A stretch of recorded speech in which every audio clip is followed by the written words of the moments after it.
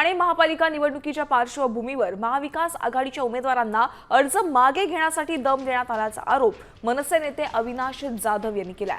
ठाण्यात उपमुख्यमंत्री एकनाथ शिंदेंच्या निवासस्थानी मनसेच्या उमेदवाराला एक पोलीस अधिकारी घेऊन जात असल्याचा व्हिडिओ त्यांनी दाखवला। शिंदे त्यांच्या घरी गेल्यानंतर हा उमेदवारी अर्ज मागे घेतो असंही जाधव यांनी म्हटलंय। निवडणुकीत पक्षासोबत गद्दारी करणाऱ्यांचा समाचार घेणार असल्याचा इशाराही त्यांनी दिलाय।